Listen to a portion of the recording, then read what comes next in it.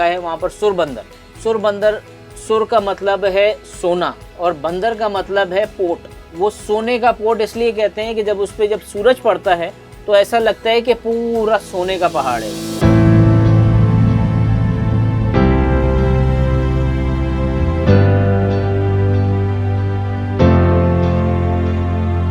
मेरा नाम अहमद मामूर अमीमी है। मैं पाकिस्तान बोट रैली का organiser, CEO and owner.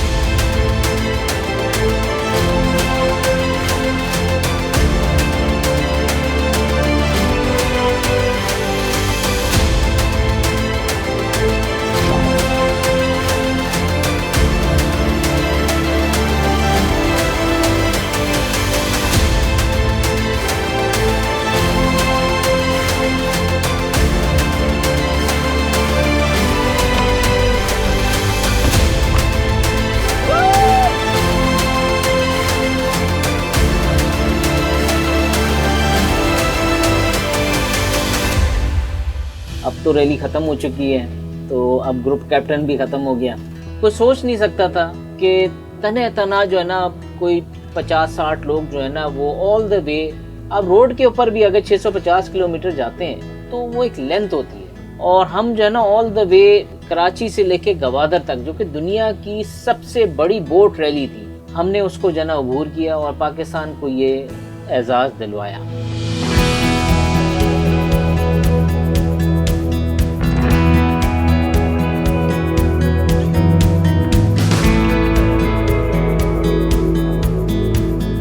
Idea कुछ इस तरीके से शुरू हुआ था कि मेरे एक बड़े अच्छे दोस्त हैं खलील, कैप्टन खलील, जो कि मलेशिया में मर्चेंट नेवी में होते हैं। तो उनके दोस्त रेयर एडमिरल जवाद साहब, जो कि अभी कमांड कर रहे हैं गवादर को इन नेवी, उन्होंने बोला कि आप लोग आओ, यहाँ पर बड़ी एक्टिविटी है, बड़ा जना का फिशिंग स्पोर्ट्स के हवाले से और सी स्पोर्ट्स के हवाले से काफ़ी काम है गवादर में। तो आई थॉट कि इसको थोड़ा सा जना ऐसा करते हैं जो कि ये इवेंट एक हमेशा याद रहे। रोड से हम चले जाएंगे गवादर, घूम फिर कर आ जाएंगे, ठीक है, हो जाएगा।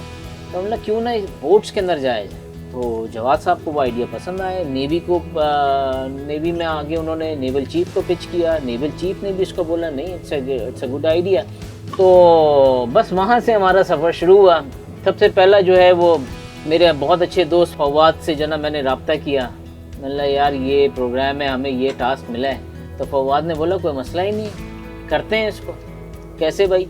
बोले भाई तुम जो है वो आगे की चीज़ें संभालो, मैं पीछे की चीज़ें संभालता हूँ। मतलब ठीक है भाई, मतलब प्रिंटिंग, लॉजिस्टिक, मर्चेंडाइज वगैरह तुम्हारा काम हो। मतलब कोई मसला नहीं, मतलब ठीक है। यहाँ पर जो जितने भी हमारे वोटर्स हैं, हमारे 2 क्लब्स हैं यहाँ पे कराची में, एक PF यार्ड क्लब है और एक DHA मरीना क्लब है। इन दोनों को मैंने प्रपोज़ किया कि यार ये इस तरीके का एक आइडिया है, क्योंकि यहाँ से हम लोग जाएंगे 5 दिन में हम लोग गवादर जाएंगे।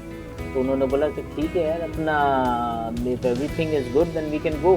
तो वेदर भी अच्छा होगा, I think we can do it. एक बोट का जो खर्चा था सिर्फ फ्यूल का वो 8 लाख रुपए का, और हम 10 बोटें यानी कि 80 लाख रुपए जो है वो सिर्फ पेट्रोल का खर्चा है। बड़ी रकम है, यानी कि आपने 6 दिन में जो ना उसको भुगा देना।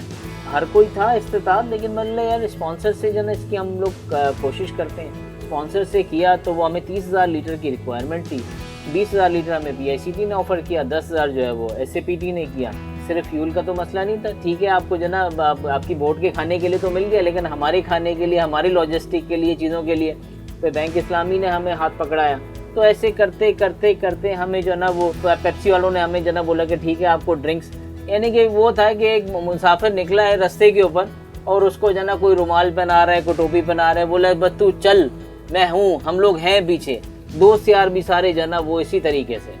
तो बस वो सिलसिला शुरू हुआ और हम लोग कोरंगी के चैनल से 2 दरिया से ऑल द वे फिर हम लोग गए हैं। पहले चरना पे हम लोग गए, चरना पे हमने जना वो थोड़ा टाइम रुके, वहाँ पे एक्सप्लोर किया। उसके बाद फिर ऑल द वे हम लोग फिशिंग करते हुए और मारा पहुँच गए।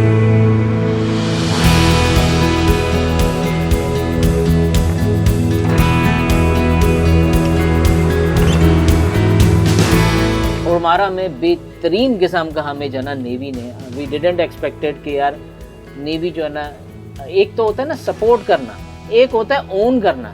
Navy just own the event, और उन्होंने इतने खुले दिल से हमें जो ना सारी चीज़ें वहाँ पे हमें करवाई, सारा अरेंजमेंट, वहाँ के लोग बड़े अच्छे, हमने नाइट स्पेंड किया। हफ्तलार बड़ा ही खूबसूरत किस्म का एक बीच है और बीच के साथ रिजॉर्ट्स बने हुए हैं। हमें भी बड़ा मज़ा आया उधर रुक के, और सुबह का जो मौसम था और सारा जो व्यू था बड़ा ज़बरदस्त था।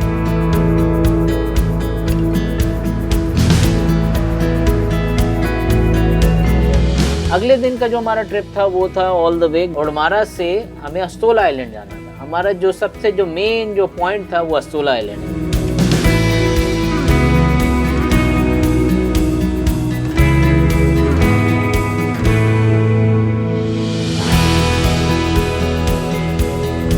अस्तोला आइलैंड जो है रात को जो है ना हमने पार की, हम लोग वहाँ पे उतरे, हमने कैंपिंग की। नेवी ने वहाँ पर भी हमारे लिए जो ना खाने पीने का रहने का सेटअप किया हुआ था। सारे बच्चे उतर गए, यानी कि बच्चे जो है वो 10-10 साल के बच्चे हमारे साथ गए थे। 5 दिन के वॉयज के अंदर इस बोट के अंदर जो है ना वो बच्चे भी हमारे साथ जा रहे थे। अस्तोला आइलैंड की खास बात ये कि वहाँ पर रात को टर्टल्स आते हैं, और टर्टल्स जहाँ पर पैदा होते हैं ना वहीं पर आके वो अंडे बच्चे करते हैं। तो वो रात को आते हैं, वो हैचरी है उनकी, वहाँ पर आके वो बैठते हैं और अंडे देते हैं, और उसके बाद फिर वो चले जाते हैं। तो रात को बच्चे बड़े फॉर्चुनेट थे, वो जैसे ही आगे बीच की तरफ बढ़े तो उनको एक बड़ा सा जना टर्टल नज़र आ गया। बच्चों ने पहली दफ़ा देखा था रियल लाइफ में एक इतना बड़ा टर्टल, और वो भी वाइल्ड में। तो इट वॉज एन एक्सपीरियंस बच्चों के लिए।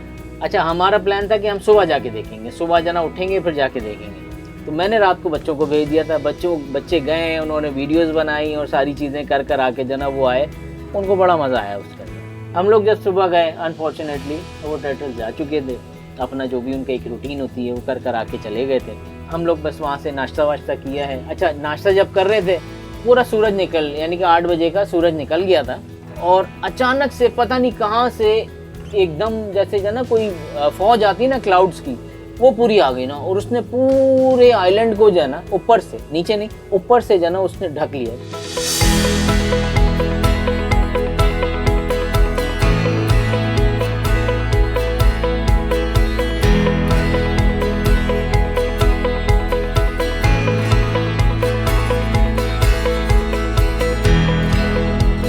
इतना ज़बरदस्त व्यू था, यानी कि एक टिकट में 2 मज़े थे कि आपको अस्तोला आइलैंड भी मिल रहे हैं और साथ साथ जो है ना आपको नथिया गली के मज़े में मिले, और सामने जो है ना बेहतरीन किस्म का सी ब्लू वाटर, इतना क्लियर कि मैं अगर इतने पानी में भी चले जाता हूँ तो मुझे मेरा अंगूठा नज़र आता है, बिल्कुल क्रिस्टल क्लियर वाटर।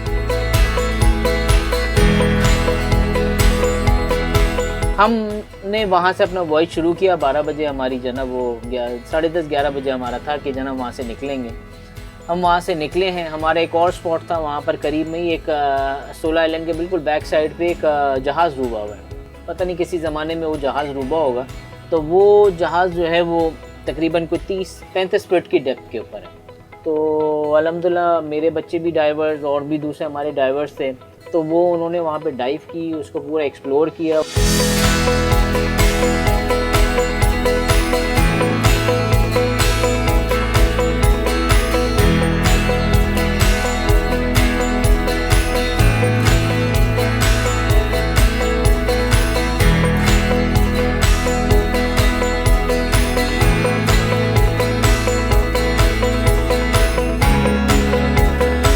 हम फिर ऑल द वे गवादर पहुँचे। नेवी ने बेहतरीन किस्म का, बाद में मुझे पता चला कि नेवी ने जो हमें जो उधर वेलकम किया था वो प्राइम मिनिस्टर का वेलकम होता है।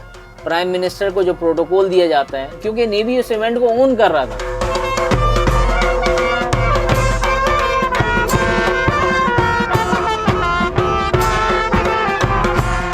तो नेवी ने हमें बड़ा ही ज़बरदस्त किस्म का वेलकम दिया, और हमें वहाँ पे डिनर और खाना पीना, शील्ड्स, रिवॉर्ड्स वगैरह वगैरह सारी चीज़ें जना हमें प्रोवाइड की।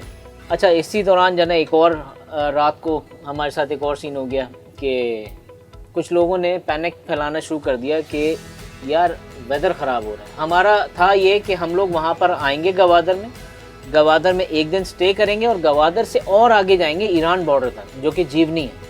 अनफॉर्चुनेटली वो लैप हम लोग नहीं कर पाए, क्योंकि कुछ लोगों का मानना ये था कि वेदर ख़राब हो रहा है।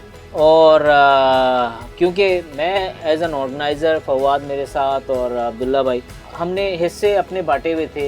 एक दो बंदे जो ना वेदर देख रहे थे, तो उन्होंने बोला वेदर ख़राब हो रहा है, तो हमने भी चेक किया, इतना वेदर नहीं ख़राब था, लेकिन आई थॉट के if you go against group then it will be bad. तो हमने आए, शाम में उधर आए, रात को हमारा सारा वेलकम हुआ शाम में, और उसके बाद फिर मॉर्निंग में ब्रेकफास्ट करके हम लोग वहाँ से वापस की तरफ निकल गए। वो हमने एक समझ लें कि एक हिस्सा जो है ना हमारा अभी तक गवादर में पड़ा हुआ, जो कि अगले साल हम लोग उठाने के लिए जाएंगे। लेकिन वो जो डिसीजन था वो सही नहीं था। अगर हम लोग एक दिन और भी रुक जाते तो हवा हमें अगले दिन भी ख़राब मिली, और एक दिन और भी रुकते तो वो उसी तरह की हवा मिलती। खैर, गवादर से हम जब वापस की तरफ निकले, जैसे ही हम लोग निकले, एक जगह है वहाँ पर सुरबंदर। सुर का मतलब है सोना और बंदर का मतलब है पोर्ट। वो सोने का पोर्ट इसलिए कहते हैं कि जब सूरज पड़ता है तो ऐसा लगता है कि पूरा सोने का पहाड़ है।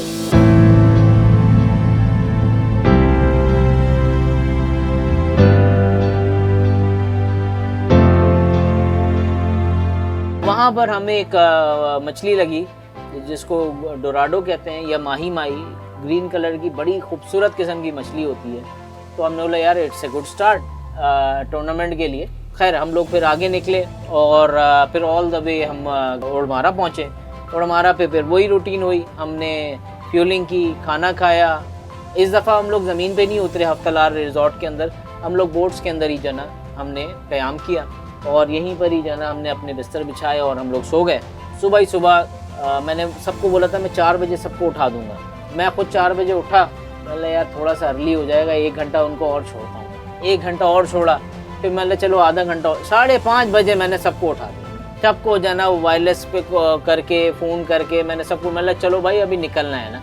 हम लोग वहाँ से निकले हैं और फिर हम लोग ऑल द वे कराची का हमने रुख लिया है, और कराची का रुख लेते हुए हम लोग कॉन्टिनेंटल शेल्फ की तरफ गए। ये तो रैली हमारी यहाँ तक 650 किलोमीटर की, जो कि दुनिया की सबसे बड़ी बोट रैली थी, वो कंप्लीट हो गई थी बग़ैर किसी नुकसान के, बग़ैर किसी आउट हुए सारे के जाना 11 के 11 खिलाड़ी जो है ना हमारे जाना वो हमारे साथ। और अगले दिन हमारा फ़िशिंग टूर्नामेंट ऑन हो गया। अब ये जो फ़िशिंग टूर्नामेंट होता है ना, ये जंग होती है, यानी कि हर बोट जो है ना वो एक समझ ले कि एक जंग की पोजीशन में आ जाती है और बताती नहीं है कि जना वो कहाँ पे फ़िशिंग कर रही है। खैर, हम वहाँ से निकले, हमें जना काफ़ी तेज़ हवा मिली। हमारे जो एक्सपर्ट्स थे उनके मुताबिक हवा नहीं होगी, काफ़ी तेज़ हवा मिली। हमारी इतनी ज़्यादा हवा मिली कि हमारी बोट से आगे यूँ पानी अंदर आने लगा। तो खैर, हम लोग आगे बढ़े हैं। हम लोग एक जगह है जिसको कॉन्टिनेंटल शेल्फ बोलते हैं, उसकी डेप्थ जो है वो 1000 मीटर तक चली जाती है, यानी कि 1 किलोमीटर की डेप्थ है पानी के अंदर। वहाँ पर बहुत बड़ी बड़ी मछलियाँ लगती हैं। हमें वहाँ पर बड़ी मछली तो नहीं लगी, लेकिन हमें डॉल्फिन्स ने वेलकम किया। वो हमारी बोट के आगे यूं अटकलियाँ मारती हुई जना, खेलती हुई जंपे लगा रही हैं। तो मेरे ख्याल से 150-200 जना डॉल्फिन होंगे। तो उसमें जना वो हमारे साथ, हम तो फिर वो मछली सब भूल गए ना। हम लोग यार इन्हीं के साथ खेलते हैं ना, यानी कि इतना मज़ा आ रहा था उनके साथ। वो चली जाती, फिर थोड़ी देर बाद के आ जाती बोट के आगे, फिर जो ना वो सामने जंपे लगा रही होती। बड़ी ज़बरदस्त किस्म की जो ना वो हमारी एक एक्टिविटी हुई। वहाँ पर सबसे ज़्यादा फ़िश एक्टिविटी होती है। हम लोग वहाँ पे खड़े हो गए, वहाँ पर हम लोग जगिंग का मतलब होता है कि नीचे डाल रहे हैं और मछली निकाल रहे हैं। तो हमारे एक बड़े अच्छे दोस्त अहमद भाई को 33 kg की जना टूना फ़िश लगी। तो वो जना बोट जो फर्स्ट प्राइज़ था इसका फ़िशिंग टूर्नामेंट का, जो कि मरीना सी क्राफ्ट ने दिया था, जो कि 28 फीट की बोट थी। और अल्हम्दुलिल्लाह सारी चीज़ें बहुत अच्छी से हुई, बहुत ही ज़बरदस्त हुई।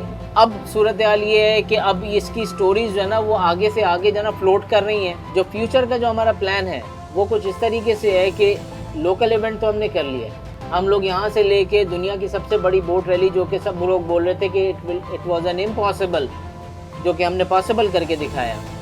अगला हमारा ये है कि ओमान, कतर, ईरान, आपका यूएई, सऊदीया, यमन, बहरीन, इन सब से बोटर्स को हम लोग इनवाइट करेंगे और इंटरनेशनल वाटर्स के अंदर मिलेंगे, जो कि आधा रास्ता वो कवर करेंगे और आधा रास्ता हम लोग कवर करेंगे।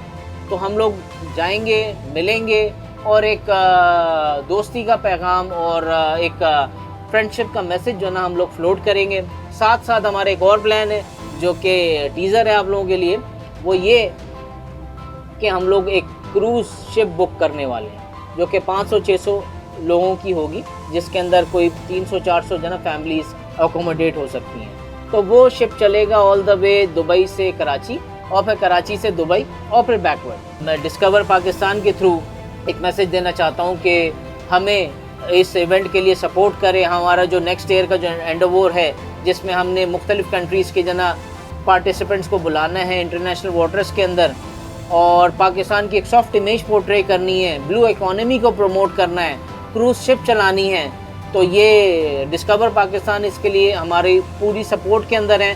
और मैं इन्हीं के तवज्जो से चाहता हूँ कि हमें स्पॉन्सर्स, आप लोग, आम लोग, सब लोग सपोर्ट करें, गवर्नमेंट्स हमें सपोर्ट करें इसके अंदर, ताकि हम बेहतर से बेहतर अगले साल का प्रोग्राम प्लान कर सकें और एक पाकिस्तान को एक बड़ी पिक्चर के ऊपर दुनिया को दिखा सकें।